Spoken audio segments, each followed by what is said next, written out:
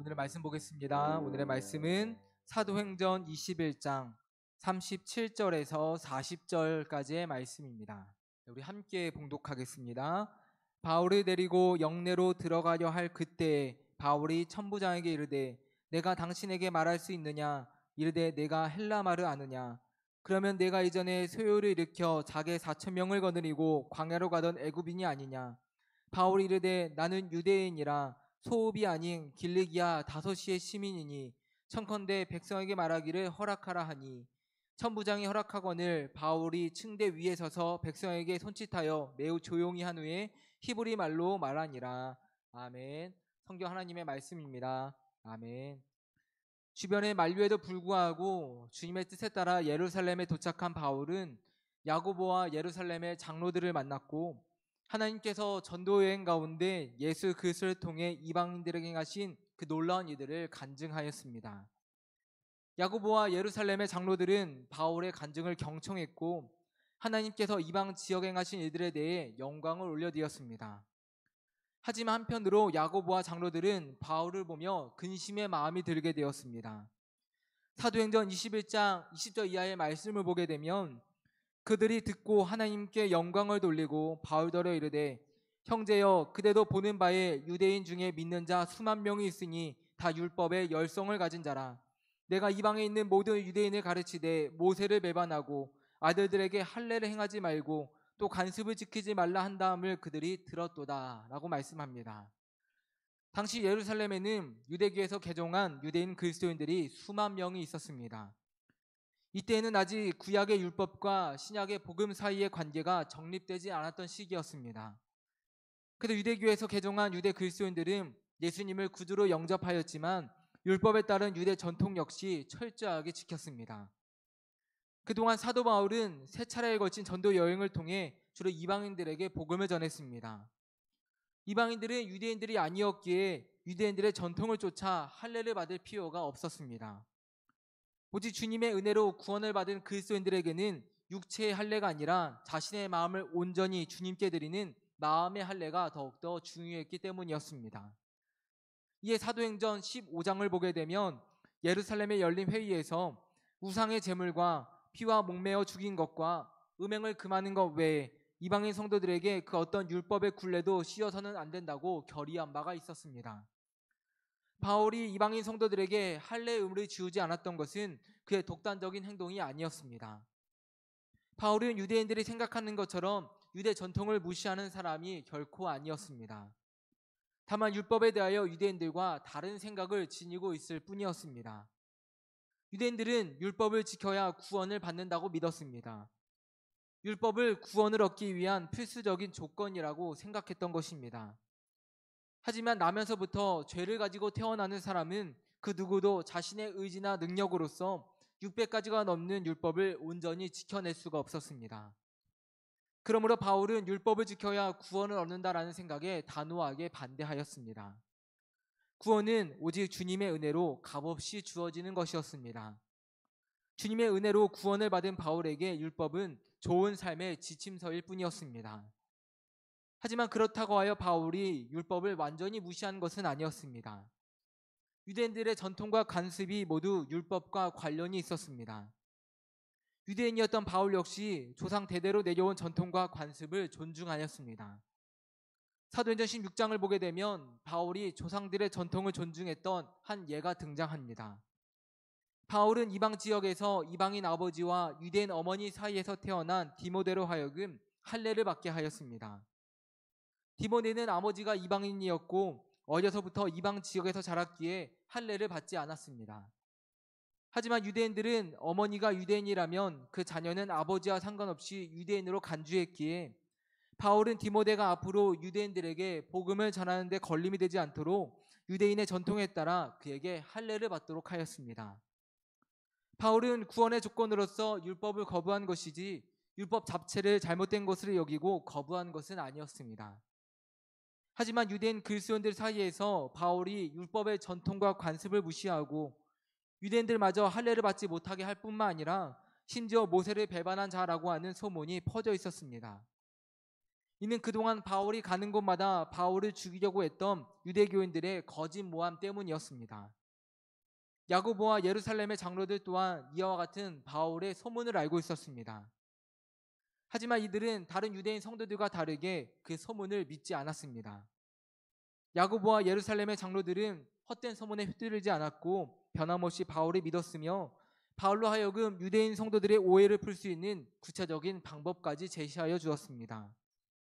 사도행전 21장 23절 이하의 말씀을 보게 되면 우리가 말하는 이대로 하라. 서원한 네 사람이 우리에게 있으니 그들을 데리고 함께 결례를 행하고 그들을 위하여 비용을 내어 머리를 깎게 하라. 그러면 모든 사람이 그대에 대하여 들은 것이 사실이 아니고 그대도 율법을 지켜 행하는 줄로 알 것이라. 주를 믿는 이방인에게는 우리가 우상의 제물과 피와 목매어 죽인 것과 음행을 피할 것을 결의하고 편지하였느라 하니 바울이 이 사람들을 데리고 이튿날 그들과 함께 결례를 행하고 성전에 들어가서 각 사람을 위하여 제사 드릴 때까지의 결례 기간이 만기된 것을 신고하니라 라고 말씀합니다. 마침 예루살렘 교회에 일정한 기간 동안 하나님께 드리는 나실인 서원을 한 사람이 4명이 있었는데 그들의 서원 기간이 거의 끝나가고 있었습니다. 나실인은 하나님께 온전히 헌신하기로 결심하며 포도주를 입에 대지 않고 삭도를 머리에 대지 않고 시체를 멀리하고 늘 정결한 몸과 마음을 유지하며 오직 하나님만을 섬기기로 결심한 사람들을 말하는 것입니다. 민수기 6장에 의하면 나실인 서원 기간이 끝난 사람은 성전에 7일간 머물면서 정결 예식인 결례를 행하고 제8일에는 머리를 깎도록 되어 있습니다. 그리고 결례를 행하기 위해서는 반드시 제물 또한 함께 바쳐야만 했습니다. 야고보와 예루살렘의 장로들은 바울에게 그 4명과 함께 성전에 머물면서 그들이 결례를 행하고 머리를 깎는 비용을 대신 치러주도록 하였습니다. 나실인 서원하는 사람들을 유대인들은 존경하였습니다.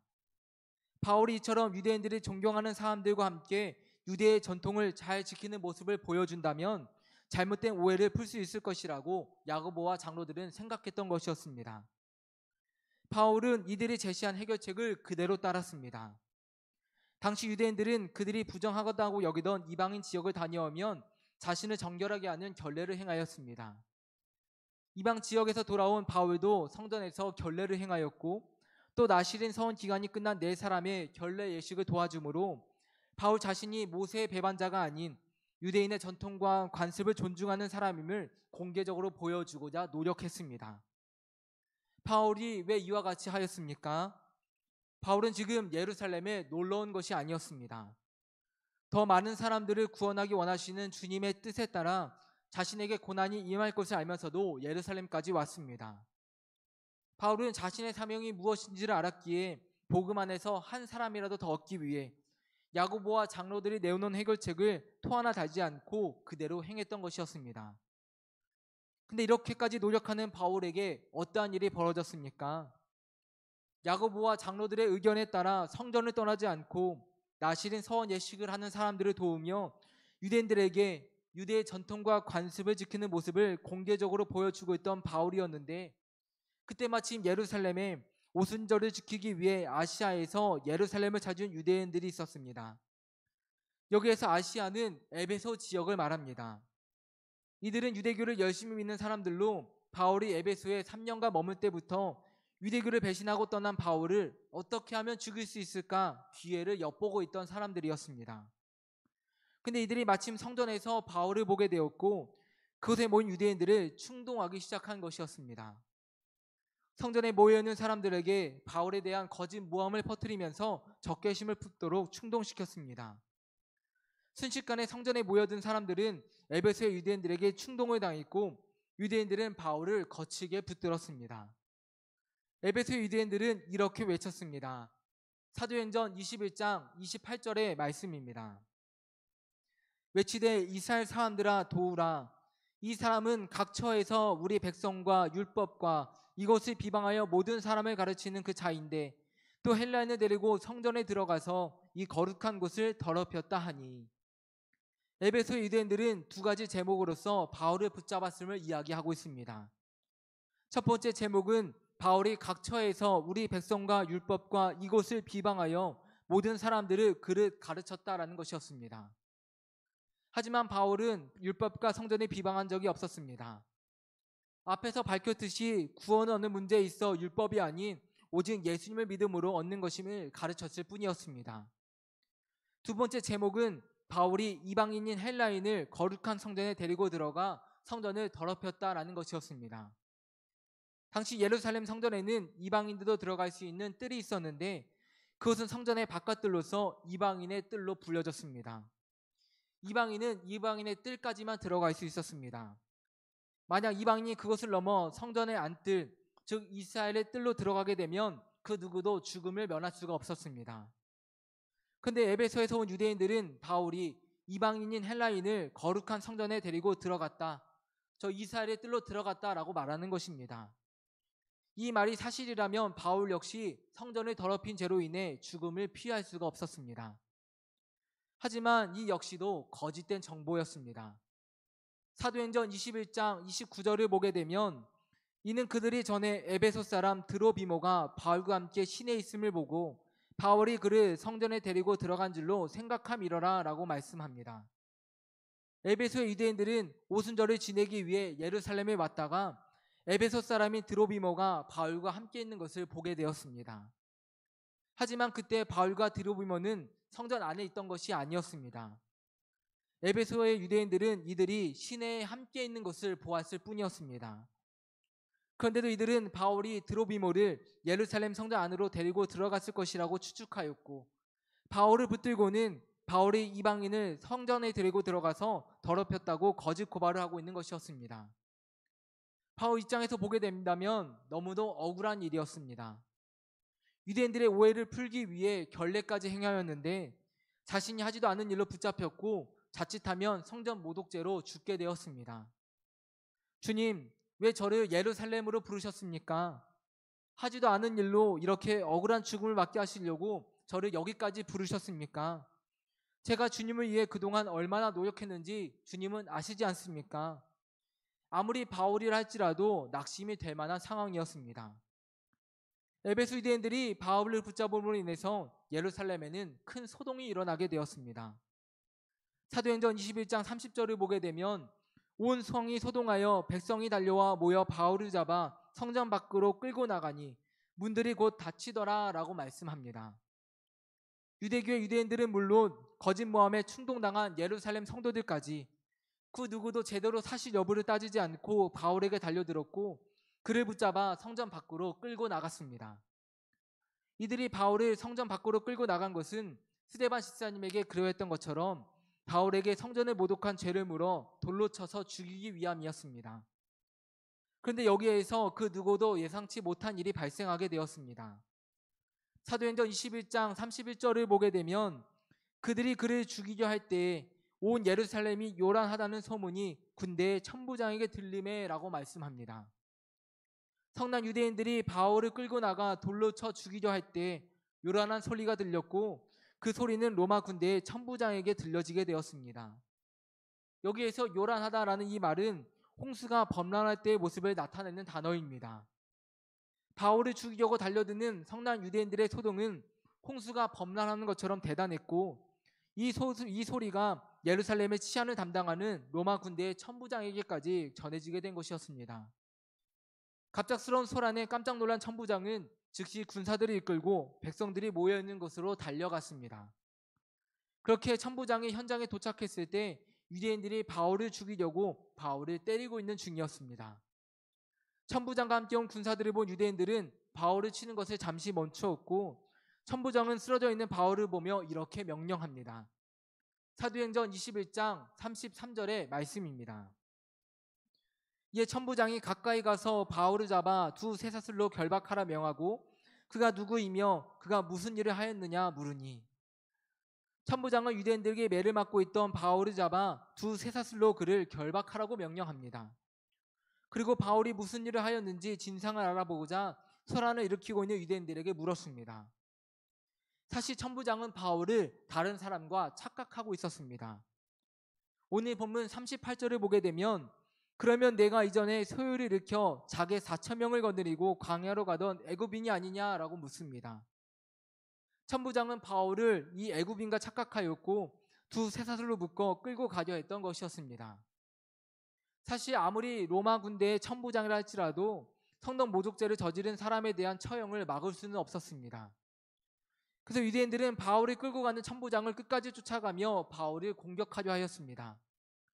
하지만 천부장이 아무리 진상을 알아보려 해도 사도행전 21장 34절을 보게 되면 무리가 흥분하여 이런 말로 저런 말로 소리치므로 천부장은 알아들을 수가 없었고, 바울을 전에 문제를 일으켰던 애굽인으로 착각한 천부장이 무리의 방해와 소동에도 불구하고 끝내 영내까지 바울을 끌고 갔던 것이었습니다. 바울이 로마 군사들에 의해 잡혀 영내로 옮겨진 순간부터 바울은 유대인들이 어찌할 수 없는 로마 제국의 죄수가 되었습니다. 그 로마의 죄인이 된 그 순간 바울은 세계에서 가장 강한 군사력을 지닌 로마 제국의 보호 아래 있게 되었습니다. 바울은 주님을 위해 모든 것을 바쳤고 주님께서 원하시기에 예루살렘까지 왔습니다. 주님께 이토록 헌신했으니 그가 가는 길을 형통케 하시고 활짝 열어주셔야 맞는 것 같은데, 주님 앞에 헌신한 바울 앞에 놓여진 현실은 너무나도 암담에만 모였습니다. 하나님이 정말로 살아계시나 생각이 들 정도였습니다. 하지만 하나님은 낙심과 실망, 억울함으로 가득해 보이는 암담한 현실 속에서도 바울을 위해 역사하고 계셨고 신실하게 그의 삶을 이끌고 계셨습니다. 에베소 유대인들의 거짓 모함과 폭력이 있었을 때 유대인들의 마음을 돌이키려 이토록 노력했는데 왜 이러한 일이 일어나고 있는지 이해할 수 없었지만, 이들이 큰 소동을 벌여 바울이 로마 제국의 죄수가 되었기에 그때로부터 바울은 로마 군대의 보호 속에서 유대인 결사대의 암살 위험에서 벗어날 수가 있었습니다. 사도행전 23장 21절을 보게 되면 당신은 그들의 청함을 따르지 마옵소서. 그들 중에서 바울을 죽이기 전에는 먹지도 않고 마시지도 않기로 맹세한 자 40여 명이 그를 죽이려고 숨어서 지금 다 준비하고 당신의 허락만 기다리나이다 하니 라고 말씀합니다. 바울을 죽이려고 먹지도 마시지도 않은 유대인 결사대가 40여 명이나 있었다라고 합니다. 옛말에 보게 되면 전화위복이라는 말이 있습니다. 재앙인 줄만 알았는데 그 재앙이 바뀌어 오히려 복이 되었다라는 말입니다. 만약 바울이 로마 군대에 잡히지 않았더라면 예루살렘을 벗어나기도 전에 암살대에 의해서 그는 죽임을 당했을 것입니다. 하지만 천부장은 로마의 죄인인 바울을 보호했고 가히 사자에 있는 총독에게 바울을 보낼 때에 암살대로부터 바울을 보호하기 위해서 보병 200명, 기병 70명, 창병 200명을 동원했습니다. 바울 한 사람의 생명을 보호하기 위해서 로마 제국의 군사를 무려 470명이나 동원한 것이었습니다. 그렇게 바울은 로마 군사들의 보호 속에서 그의 최종 목적지였던 로마에 안전하게 들어갈 수 있었습니다. 사랑하는 성도 여러분, 바울은 예기치 못한 어려움을 만나게 되었지만 하나님의 손은 결코 짧지 않았습니다. 하나님께서는 신비로운 방법으로서 바울을 보호해 주신 것입니다. 한 목사님은 이러한 말씀을 하십니다. 천부장이 바울에게 결박해 한 쇠사슬은 하나님께서 바울을 위해 예비하신 은혜의 사슬이었다라는 말씀입니다. 우리도 때로 바울처럼 이해할 수 없는 고난과 어려움들을 만날 때가 있습니다. 하나님을 위해 이토록 헌신했는데 왜 나에게 이런 어려움과 고난들을 주시는지 이해하기 어려운 순간들을 우리 또한 만날 때도 있습니다. 하지만 그때마다 우리가 기억해야 할 것은 우리에게 위기처럼 보여지는 일도 하나님은 언제든지 기회로 삼으신다라는 사실입니다. 하나님은 우리의 삶에 매여있는 쇠사슬도 은혜의 사슬로 변화시키는 분이십니다. 우리가 하나님께 소망을 두고 있는 한 하나님은 결코 우리를 버리지 않으십니다. 뜻하지 않은 고난과 어려움 속에서도 하나님은 우리를 붙들어 주시고 신실하게 우리의 삶을 이끌어 주십니다. 지금 당장은 이해하기 어렵지만 지나고 보면 우리의 삶에 하나님의 은혜가 아닌 것이 없습니다. 우리 오늘 우리의 삶 가운데 세상 그 무엇보다 크고 강하신 하나님의 손이 함께하여 주고 계십니다. 우리의 삶이 넘어지거나 비틀거리거나 쓰러지지 않도록 붙드시고 구원하시는 그 하나님의 손을 날마다 붙들고 의지하며 살아가시는 우리 모든 믿음의 성도들이 되시기를 간절히 소망합니다. 우리의 삶에 매여있는 쇠사슬조차도 은혜로 바꿔주시는 하나님의 구원의 역사를 소망하며 살아가시는 우리 믿음의 성도 모두가 되시기를 소망합니다. 오늘도 살아계셔서 신실하게 우리의 삶을 이끄시는 하나님께 나의 인생을 맡기며 어떠한 환경 속에서든지 주님을 찬양하시고 하나님의 영광을 위하여 살아가며 맡겨진 사명을 잘 감당하시는 우리 모든 믿음의 성도들 되시기를 이 시간 간절히 소망합니다. 아멘.